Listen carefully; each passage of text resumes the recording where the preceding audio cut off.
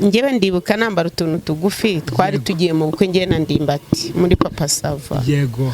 Hanyuma biba ngombwa ko njyewe ngenda nambaye ibintu nyine by'urugero rutari urwanjye kuko message yari irimo Papa Sava yaravugaga ati umugiye guta umuco nkawe w'umubyeyi wawe uri ukwiriye kwambara neza imikenyero ugakenyera ko njyewe inyuma ya kamera ndi umubyeyi wibashye umubyeyi w'abana umubyeyi ugomba kumenya umuco w'umukristo kandi yes ariko noneho niba script bayinyandikiye ngo ikintu cya bazi mbese inkuru banditse bafite impamvu bari gukina ucyo bafite icyo bashaka kuzageraho. Iyi minsi mbona umuntu abantu bose barigize abavumbuzi umuntu ashobora kuvuga ati ngiye mvumbuye iki ariko atagikuye hanze.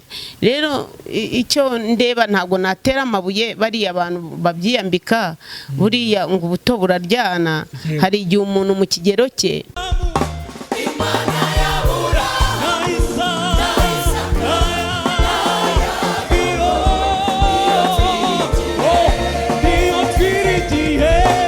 Yeah, of course mwenyewe Gacagi guturuka kuri Maka Justin TV official.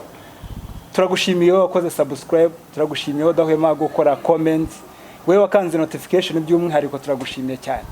Nakubwiye ngo uyu ni Gacagi wa musore abakobwa basiganira gusiga international. Turabasuhuje amajyepfo amajyaruguru. Turagusuje wowe mu diaspora, abadiaspora turabakunda cyane. Abarundi, abagande mu Rwanda amajyepfo amajyaruguru kabisa muri hejuru cyane. Uyu munsi rero turi kumwe n'umutumirwa muri studio za Maka Justin TV family nta rungu habe na rikeye. Uno munsi rero dufite umutumirwa twamuha umwanya akabanza akatwibwira tukamuganiriza namwe akabaganiriza kandi ibintu bikagenda neza cyane. Turakwakiriye mami. Murakoze cyane. Wakwibwira abakurikiye Maka Justin TV family. Murakoze. Amazina yanjye nitwa Beza Leokadi nkaba ndi umumama mu buzima busanzwe ndi umukinnyi mu makinamico atandukanye cyangwa se filime nyarwanda. Umuzi nakire muri comment turebe ariko muramuzi ariko aho munzi cyane ni muri Seburikoko Ndestera umugore wa Rurinda cyangwa se muri Papa Sava ndi Nyiragitariro. Of course ngira ngo amatsika arashize cyangwa ikindi kibazo twakubaza uri umwe mu bantu bamaze igihe kinini muri sinema. Ku giti cyawe ni nk'icyo ubona cyakugoye muri mu rugendo rwa sinema? Ikintu cyangoye mu rugendo rwa sinema n'ukuntu wenda umuntu atangira abona bitakunda ariko kubera Imana ubuzima bugakomeza ukabona birakunze. Ariko sinagowe na byinshi nuko gutangira ikintu bwa mbere bigoranamo gake kubera muri urugendo rwa sinema urumva filime zitandukanye na teatre. Yewe nari ndi umwe mu bakinnyi bakinaga teatre zo mu ruhame ariko ngeze nyine kuri kamera ishaka kungora ariko nsigaye numva ari ibintu bisanzwe. Urakoze cyane. Ikibazo cya kabiri twari dutangiriye ku mbogamizi mwarahuye nazo muri mu rugendo rwa sinema. Ese ikiza umaze gukuramo ni iki? Ni byinshi ntago ari ikintu kimwe. Yego. Cya mbere nakuyemo inshuti abavandimwe nungutse umuryango kuko mu buzima bwa buri munsi duhura n'abantu batandukanye ingeri zose yaba abana abantu bakuru abo mungana nyine urumva uhungukira inshuti nyinshi cyane. Ikindi nahagiriye ubuzima nahabonye icyo nashakaga kuko ntago dukorera ubuntu dukorera amafaranga. Rero hari byinshi niyubatse byinshi nageze ku iterambere rishoboka numva nashimira Imana. Yego. Muri kumubona rero ko n'umumama ubona ufatika ushimira Imana ubona mbese buri nundi mu mama yaba proud yo kumera nk'uyu mu mama ndabeshya niko kuri. Tukiri muri bijyanye na industry nyarwanda cyangwa cinema nyarwanda harimo abana baba bashaka kuzamuka, ese wabagira ihe nama kugira ngo bazakabye inzozi zabo? Murakoze. Inama nabagira nuko nyine iyo ufite ubushake ku kintu icyo ari cyo cyose birashoboka. Gukora rero ni ingenzi. Ni ukuvuga ngo ujya mu kintu ugishaka ukagikora neza, bitari iby'iki gihe nyine abana hari igihe ubabwira ko gukora ari ingenzi, bo bakumva ko ibintu bazabibona batakoze cyangwa batavunitse. Ariko nyine inama nabagira nuko iyo ugiye mu kintu ugishaka ukagikorana imbaraga ukagishyiraho umutima, birashoboka bigakunda. Ubwo rero ngira ngo abumva bumvishije abwirwa benshi akumva beneyo. Ngira ngo uyu mubyeyi ni umwe mu ba actrice ngiye nemera ko atabaye uwa mbere yaba ari uwa kabiri muri industry. Ariko tubwiye yuko ngo iyi filime nyarwanda cyangwa se iyi industry ababyeyi babasha kuyikora, wese abasha kuyikora gute? Kandi batubwira ngo abasha kuyikora ngo n'abantu babanyweye ngo urwagwa cyangwa se banyweye inzoga kugira ngo ibintu babasha kuvuga ngo bibashe kuza neza cyane. Ese wowe ubigenza ute kugira ngo muri industry kugira ngo ubashe gutera imbere mu buryo bwose bugiye butandukanye? Ngewe makuru nta kintu nanyaziho ko ngewe nkorana ubushake imbaraga zanjye, kubera ko ibi bintu nabyinjiyemo mbikunze. Rero ntago ndiha droge ngo ni droge ngo nkwe ngo cyangwa ngirene kugira ngo mbashe gukora ibyo nagakoze. Gusa nuko ikintu iyo bakimbwiye kugikora nkijyamo neza, nkakijyamo nkikunze. Niba bavuze bati urakina ushira isoni, nkabikora nta nasomye. Niba ndakina ndi umukozi w'Imana nabyo, kubera impano yanjye mfite kandi niyumvamo. Hari abantu benshi bajya kuri stage ukabona mbere yo kugira ngo bajye kuri stage cyane urubyiruko cyangwa se abasore muri rusange, bakabanza bakajya ahantu ukabari bagafata akantu bakanywa kugira ngo baze kuza guzuza imyuka. Ese wowe ubinywera agafanta cyangwa se uravuga uti ni impano yanjye Imana yanyihereye ngomba kuyikoresha? Njyewe nta kintu ntemerewe kunywa, cyari cyo cyose ndakinywa, ariko nywa mu gihe cyacyo. Ntabwo navanga akazi n'ibindi biri inyuma yabyo. Ubwo ngira igihe cyo kujya mu byo nkeneye kumva ko banshakaho, n'ibyanjye ku ruhande nkabijyamo ukwabyo. Ntabwo mvanga akazi. Arakoze cyane umubyeyi wacu Estera. Urumva abantu babasha gufata ibiyobyabwenge kugira ngo babashe kwinjira muri mudu, hari aho bishobora kugera ugasanga ntibabibonye, ugasanga birabananiye. Ni ukuvuga ngo wowe ukoresha impano ikurimo, ntago ukinishwa n'ibyo wanyweye cyane rwose. Of course urumva ko she is so talented. Ubwo rero muri kumubona abantu benshi bagendaga badusaba muzamutuzanire, turamukunda. Uyu munsi rero twamushyize muri studio za Maka Justin TV Family kugira ngo abaganirize. Ndizera yuko ibintu byose biza kugenda neza. Hanyuma ikibazo nakubaza, muri acting ni iyihe role baguhaye ukabonera kugoye? Role bampaye nuko mu mibyirukire yanjye nari nzi ko umugore yubaha umugabo. Nta mugore nari nakabonye wahangaye umugabo ngo amutuke. Role yangoye ikanandushya ni role yo kumva natuka umugabo. Bambwiye izina, bambwiye igitutsi mutuka, numva rwose mbimaraho nk'iminota irenga 20 nyitekereza ukuntu ndita umugabo wanjye igitutsi kibi. Iyo role yarangoye, ariko byanga byakunda kuko niyo banshakagamo ndayikora, ariko yarangoye. Ni ukuvuga ngo nk'umu actress ugerageza kwisanisha n'ibyo baguhaye kugira ngo wuzuze neza ubutumwa muri iyo nkuru. We no kuvuga ngo we wakoze inshingano zawe? Nakoze ibyo nasabwaga ku mudirector wanjye. Of course. Ngira ngo rero murumva ko ako kajyanye n'ubuzima bwa sinema. Tugarutse gato mu buzima busanzwe, tubwiye ko uri umubyeyi.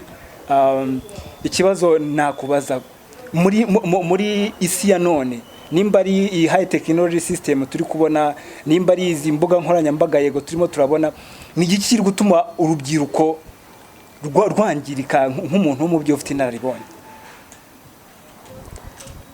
Nuko njyewe ikintu mbona, nuko ikintu mbabonaho nk'urubyiruko kwangirika, nuko turi kwigana umuco utari uwacu.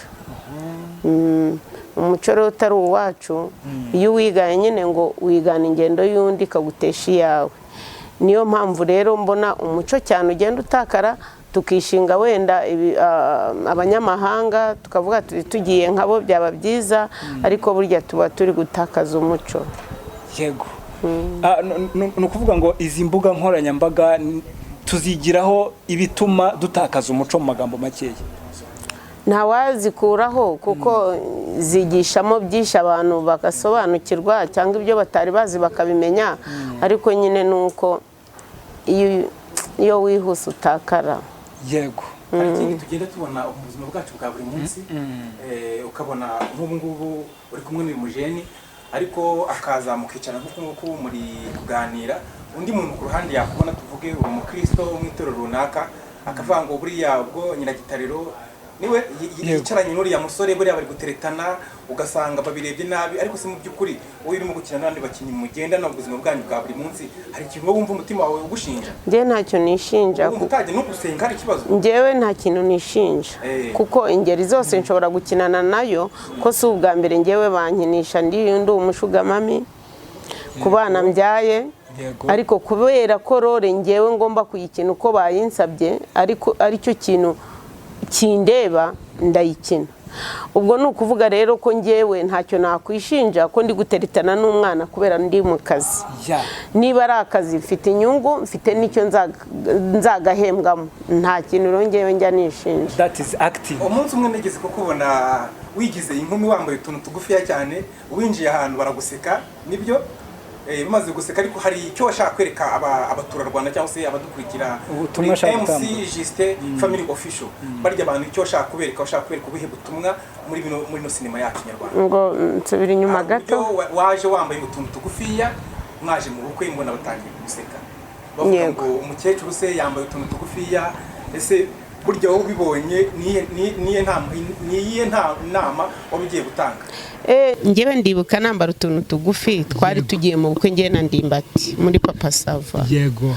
Hanyuma biba ngombwa ko njyewe ngenda nambaye ibintu nyine by'urugero rutari urwanjye, kuko message yari irimo Papa Sava yaravugaga ati umugiye guta umuco, nkawe w'umubyeyi wawe uri ukwiriye kwambara neza imikenyero, ugakenyera ukereka urubyiruko uko dushyigikiye umuco. Ati ntago ari we wari ukwiriye kwambara izo mpimini ukagenda nk'umubyeyi. Rero icyo twigishaga abantu ni ukwiyubaha, tukagendana n'ibituranga. Urumva mu kigero cyanjye sinishinge kuvuga ngo ni iterambere cyangwa ni viziyo, nyine nkambara ibikwiranye n'urwego rwanjye. Umunsi wa none rero iyo tubonye abakobwa cyangwa se urubyiruko rugiye rwambaye ibintu reka tubyite mu kinyarwanda by'impinure bigufiya, hari igihe tujya dufata amatelefone cyangwa se tugafata izindi tukareba ku mateleviziyo y'imbuga nkoranyambaga, ukabona nk'i Burayi yambaye agakariso gusa byonyine, ugasanga ari ku mucanga, ariko twebwe byagera inahangaha ugasanga abana bacu cyangwa se urubyiruko rwacu no rwatangiye kubyambara. Nkeka ko rero urya munsi warimo gukina cyangwa se warimo gutanga inama, uri kubwira abagukurikiye cyangwa se abari bagukurikiye, ubabwira ko uyu muco ntago ari uwacu, twe kwigana imico yo handi. Nibyo Gacayi? Yego. Nta nubwo tuvuga ko uriya muco ari uw'ahandi cyane, kuko natwe ubwacu hari ibyo twizanira tukabeshyera umuco w'ahandi ngo niko twabibonye. Kuko iyi minsi mbona abantu bose barigize abavumbuzi. Umuntu ashobora kuvuga ati ngiye mvumbuye iki, ariko atagikuye hanze. Rero icyo ndeba ntago natera amabuye bariya abantu babyiyambika, buriya ngo ubuto buraryana. Hari igihe umuntu mu kigero cye ntago namugira inama ngo uko nambaye iyi kanzu igera ku birenge ngo n'umwana nayambare. Kandi nanone icyo mbona ntago ubusa burarutana. Ushatse kuvuga yuko umuntu umuhana agaruka ntago umuhana agenda? Oya, nta nubwo ariko babivuga. Baravuga ngo umuntu umuhana ajyayo ntumuhana avayo. Ariko nanone ntago ngiye natera abana amabuye, kuko imyambarire yanjye ntago ariyo nabwira umwana w'imyaka 20 10 n'ingahe ngo niyambare nkanjye. Ahubwo niturebe mbese wambaye iki, ubyambariye he?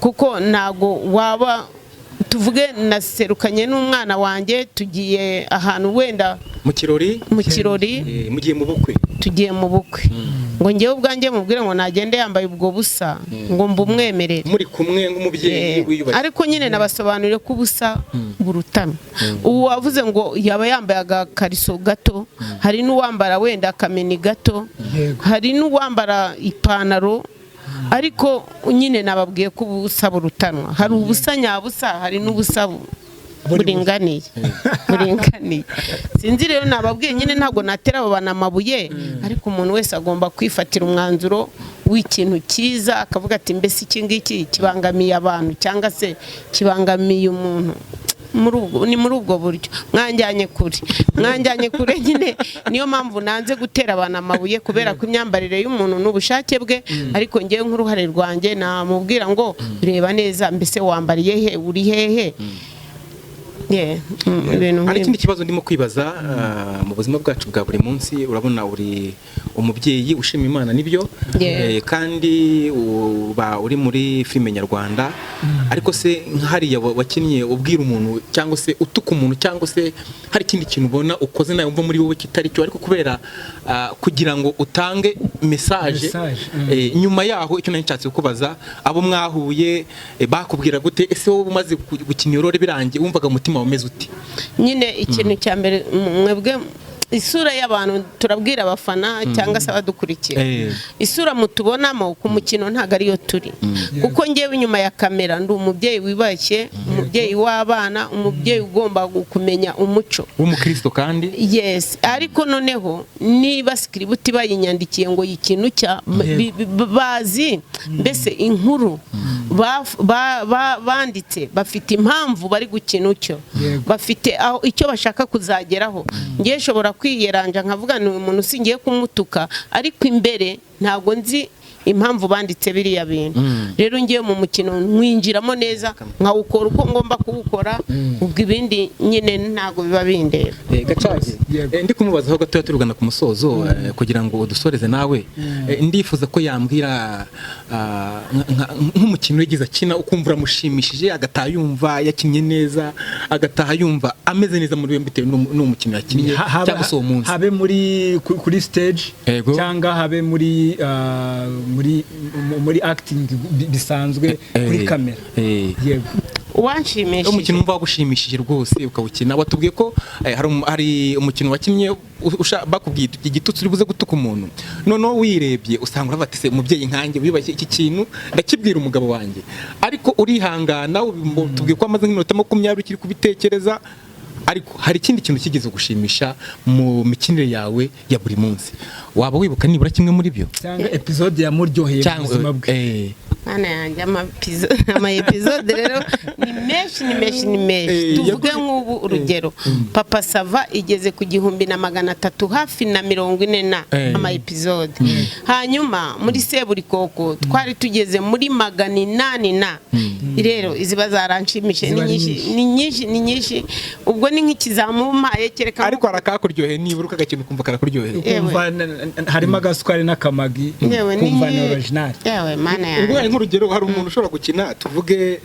ariko ntabwo ari kumusebya nta nubwo muvuga agakina arimo kurya nk'inkoko yokeje imeze neza muri ya mikinire bayimuhaye ngo akina arimo kuyirya akakomeza akirira rwose akavuga ati n'ubundi iminota ndayimara ndimo kwirira inkoko yanjye urumva biramunejeje kuba arimo kurya cyangwa se arimo kunywa ariko hari nk'akakintu wigeze gukina n'urugero yenda nk'umugabo aguterura ukavuga ati ibintu mberuka kera none uyu munsi baranteruye banyibukije bya ya myaka bya bihe bya kera wowe hari ngewe urebye sene ndyoherwa n'ubuzima bw'umubyeyi bwo kuba wenda bambwira bataba abana urabafata ute urabagereranya ute nko kuba nakwita ku mwana utari uwanjye ndi mukase iyo mufashe neza irandyohera mbese ndyoherwa n'ubuzima bwa kibyeyi ntago ndyoherwa nuko nabi igisambo nacuranwa ibintu nahabwa byinshi nahabwa ibyo kunywa cyangwa ibyo kurya ndyoherwa n'ubuzima bwo kurera kuko n'ubundi ndi umubyeyi ari icyo kintu ukunda hanyuma turimo turasoza ikiganiro